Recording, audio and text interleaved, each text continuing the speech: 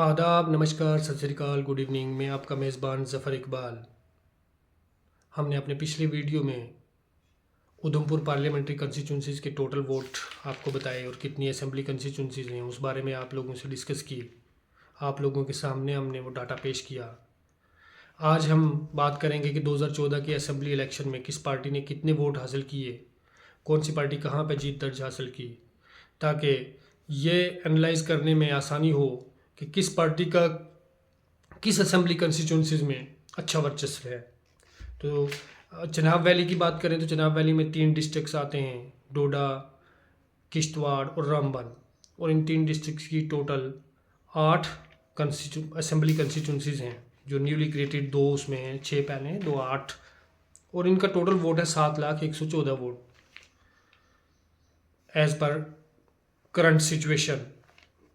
और इस 8 कंस्टिट्यूंसीज़ का पहले आपको विश्लेषण करके हम बताएंगे कि इसमें कितने कौन सी पार्टी ने कितने वोट लिए। उसके बाद उधमपुर की जो 4 कंस्टिट्यूंसीज़ हैं उनके टोटल वोट हैं 4,19,854।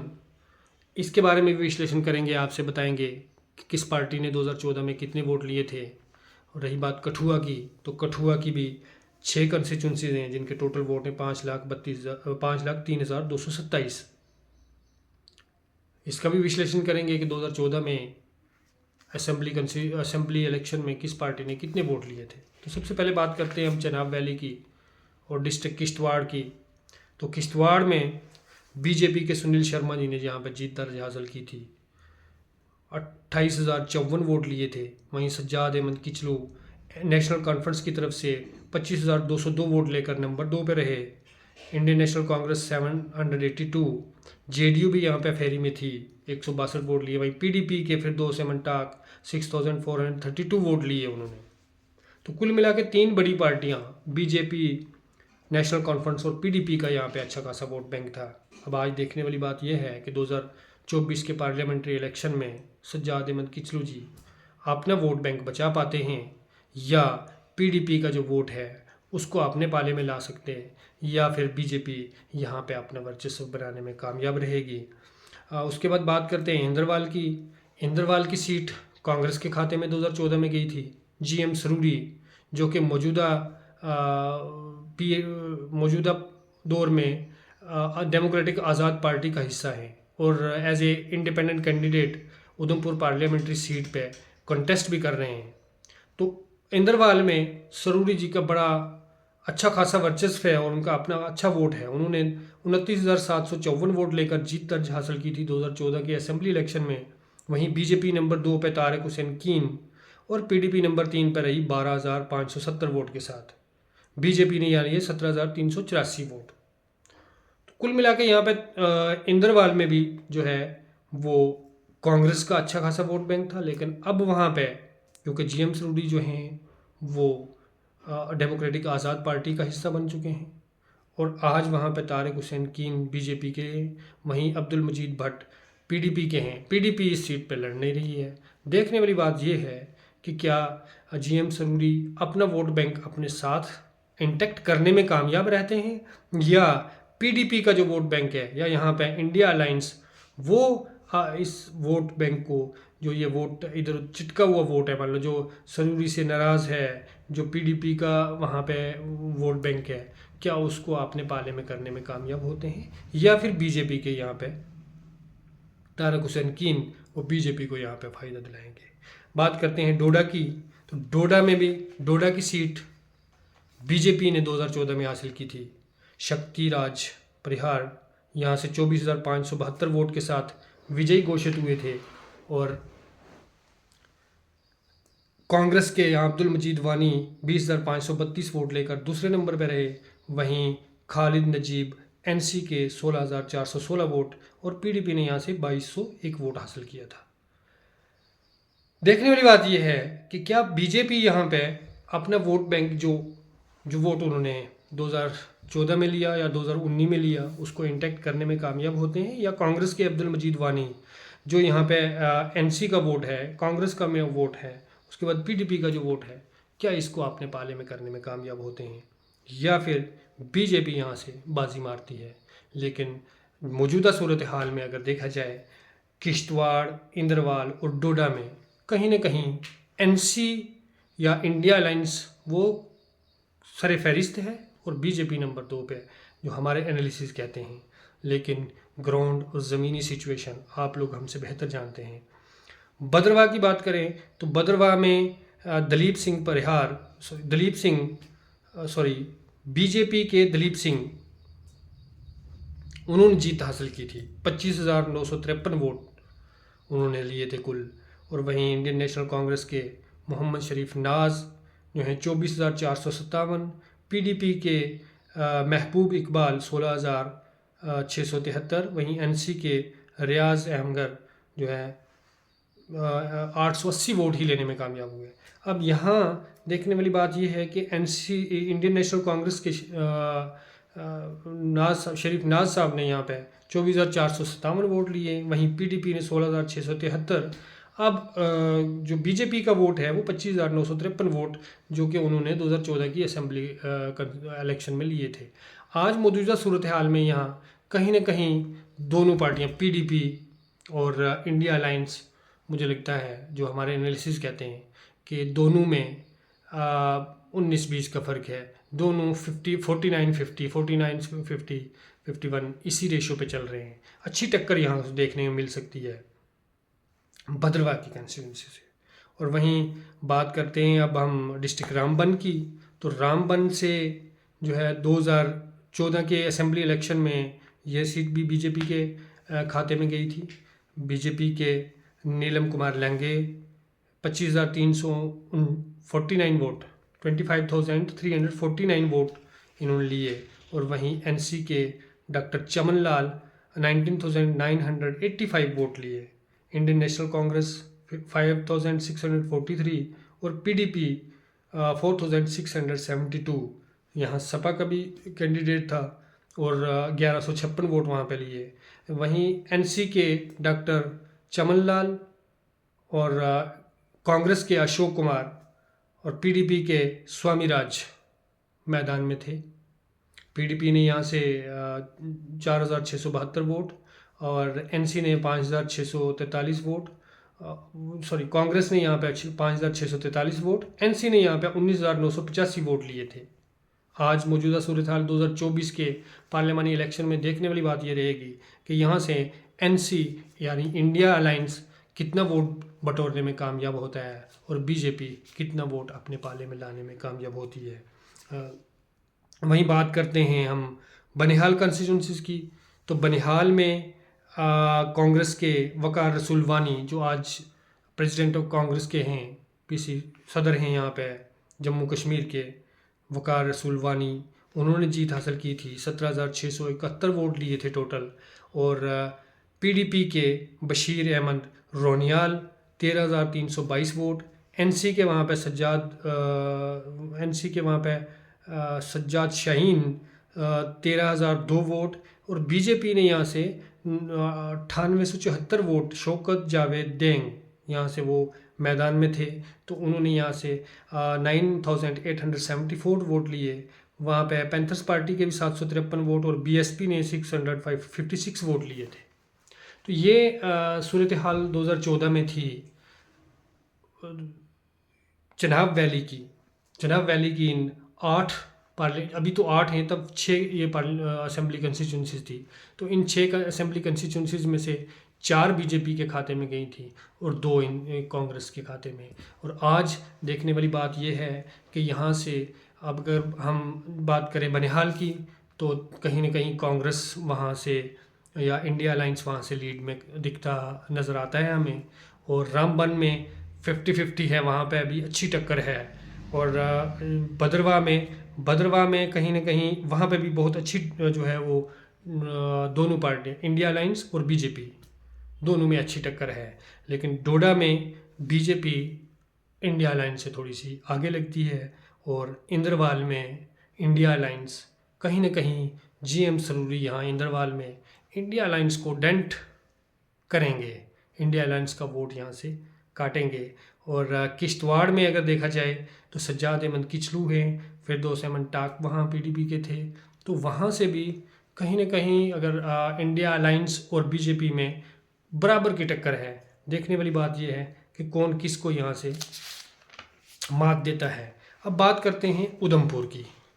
तो उधमपुर में 2014 के असेंबली इलेक्शन में उधमपुर में इंडिपेंडेंट कैंडिडेट पवन कुमार गुप्ता 36,226 वोट से विजयी घोषित हुए। वहाँ पैंथर्स पार्टी के बलवंत सिंह मनकोटिया भी मैदान में थे, 21,576 वोट लिए उन्होंने। और बीजेपी के पवन खजूरिया 20,174 वोट लिए। इंडियन नेशनल कांग्रेस के अशोक कुमार गुप्ता थे, 1,249 वोट लिए। और वहीं पीडीपी ने यहाँ पे पीडीपी के थे सुखदेव शर्मा, 1,149 वोट इन्होंने हासिल किए। आज देखने वाली बात यह है कि उधमपुर के वोट को कौन सी पार्टी इंटैक्ट रख पाती है और कौन सी पार्टी अपने पाले में लेके जा सकती है। वहीं बात करते हैं हम चनैनी की। तो चनैनी में भी बीजेपी ने जीत हासिल की थी 2014 के असेंबली इलेक्शन में।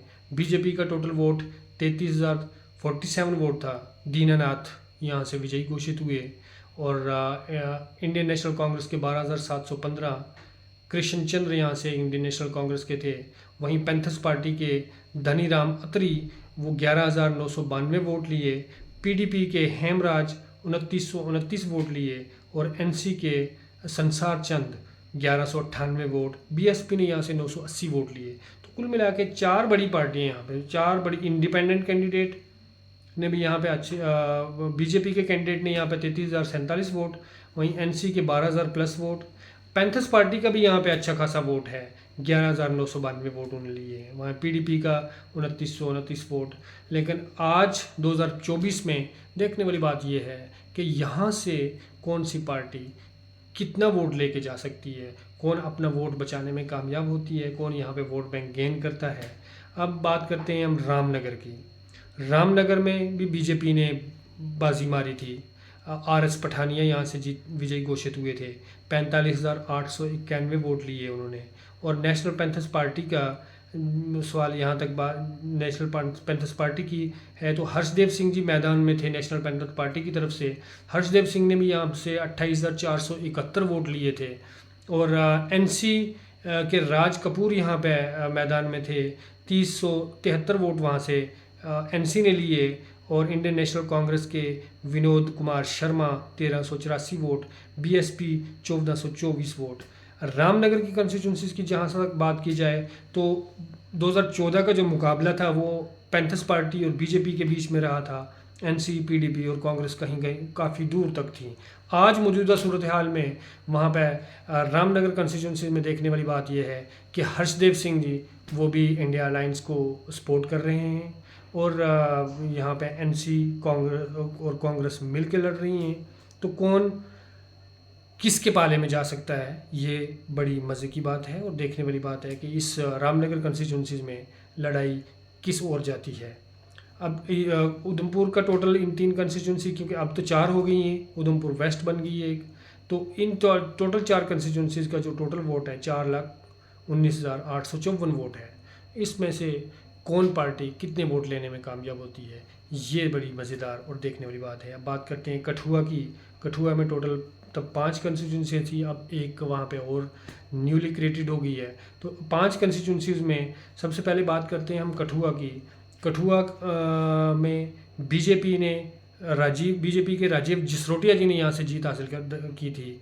और कठुआ में बीजेपी ने 35,670 वोट लिए थे 2014 की असेंबली इलेक्शन में।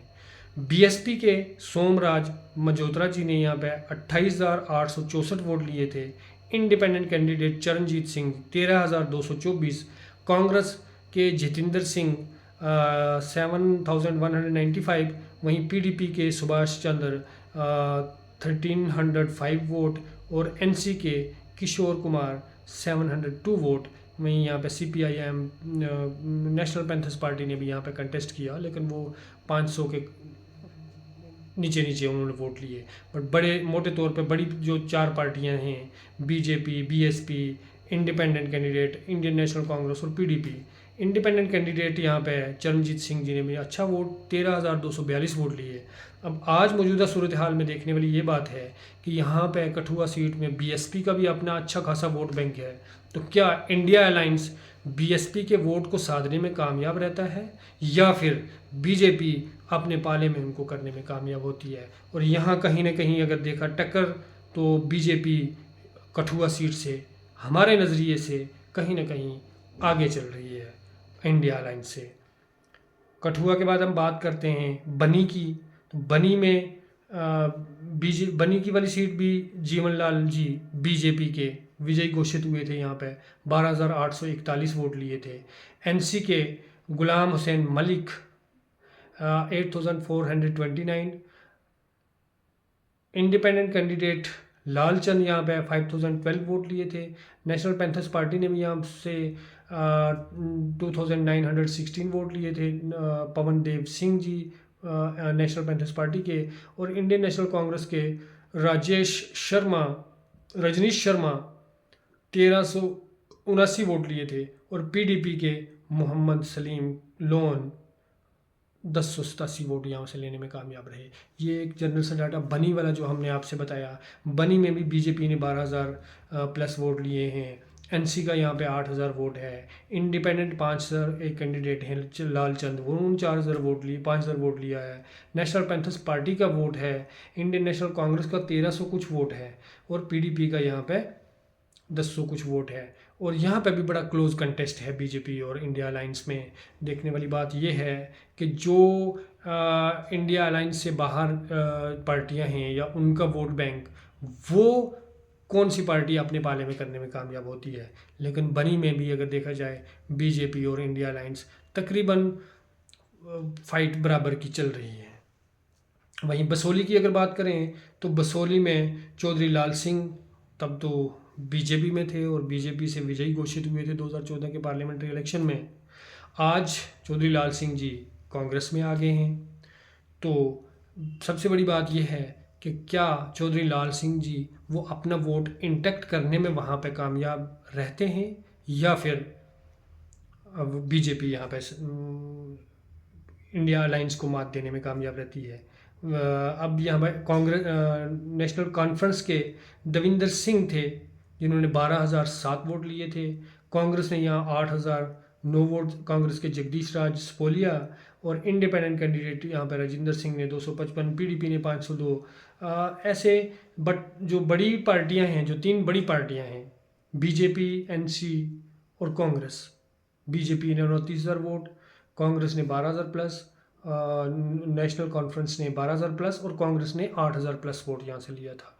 आज मौजूदा सूरत हाल में अगर देखा जाए तो चौधरी लाल सिंह जी का वर्चस्व क्या अभी भी कायम है बसोली में, या बीजेपी वहाँ पे कहीं ना कहीं अपना वोट बैंक बढ़ाने में अपना वोट बैंक इंटैक्ट रखने में कामयाब रहेगी।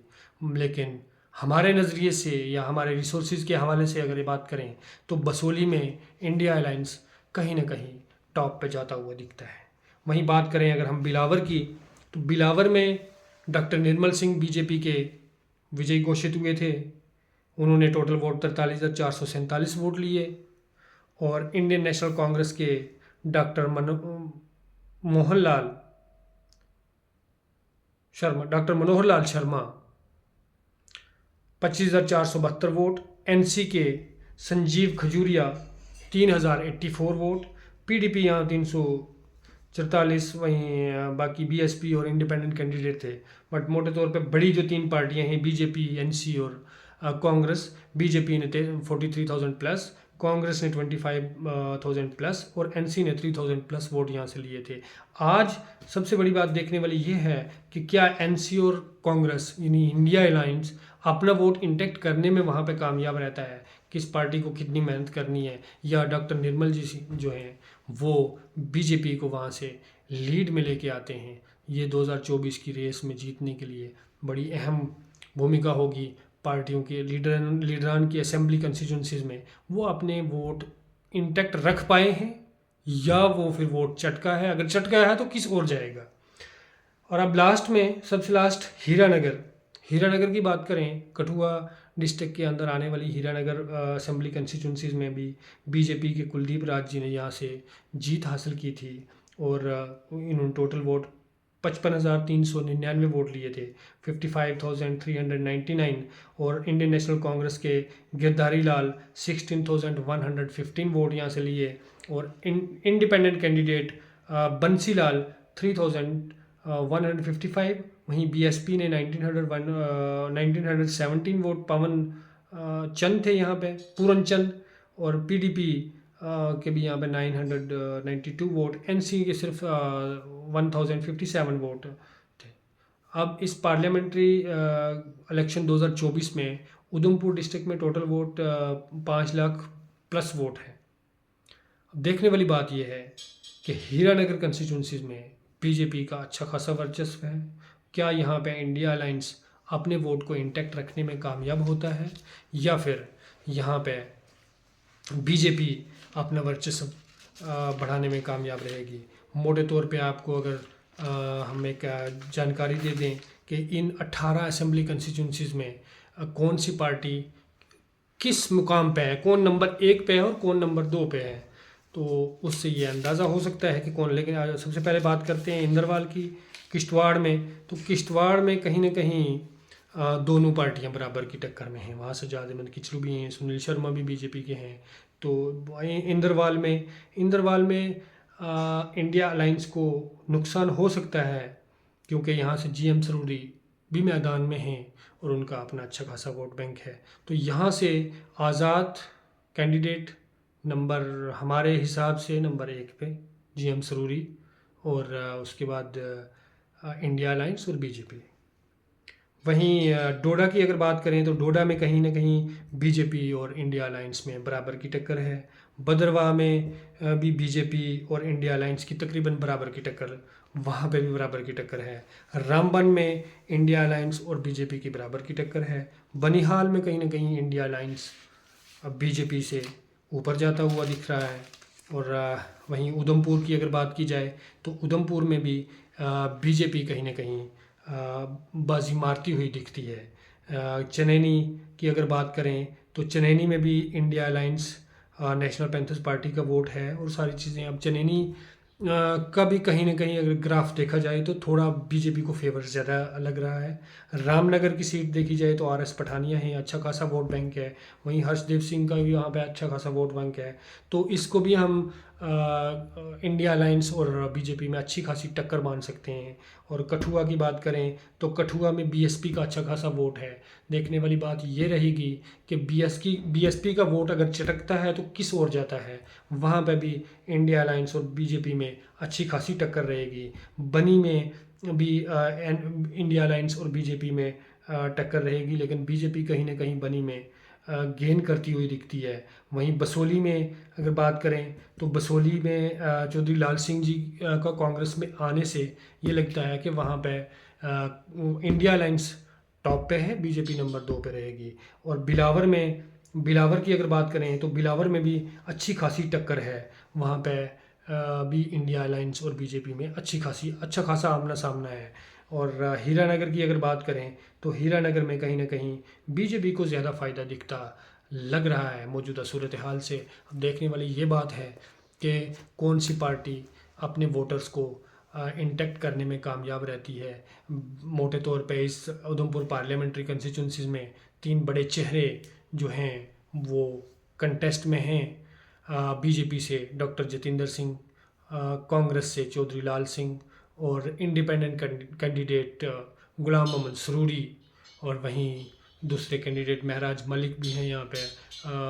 लेकिन सबसे बड़ा कंटेस्ट या सबसे बड़ा यहाँ पे जो फाइट देखने को मिलेगी वो अब बीजेपी और इंडिया अलायंस के बीच में देखने को मिलेगी। और जीएम सरूरी जी यहाँ नंबर 3 पे है। इस पूरे ओवरऑल अगर ओवरऑल डाटा की बात की जाए या ओवरऑल अब तक की सिचुएशन की बात की जाए तो बीजेपी और कांग्रेस में क्लोज कंटेस्ट है और नंबर 3 पे सरूरी जी रहेंगे। बाकी आप सब लोग हमसे बेहतर जानते हैं। हमारा मकसद सिर्फ आप लोगों तक ये जानकारी पहुंचाना था कि 2014 के इलेक्शन में यहाँ किस पार्टी का कितना वर्चस्व था, किसने कितने वोट लिए। बाकी आप लोग हमसे बेहतर जानते हैं, आप अपने लीडर को अच्छी तरह जानते हैं। और फिर हमारी ये अपील आप लोगों से कि वोट आपका बुनियादी हक है, और इस हक को हक के साथ समझकर अपने मंशूर को मद्देनज़र रखते हुए उस लीडर को दें जिसको आप देना चाहें। बाकी लेकिन वोट ज़रूर दें। वोट आपका राइट है, और इस राइट को वोट ना देकर काटे नहीं, बल्कि वोटिंग प्रोसेस में शामिल हों। तब जो भी डाटा हमने आप लोगों के सामने पेश किया, अगर इसमें कोई भूल चूक गलती कोताही हुई हमें माफ़ करें। इजाज़त आपसे चाहते हैं। अगले वीडियो में आपसे फिर मुलाकात होगी। Good bye.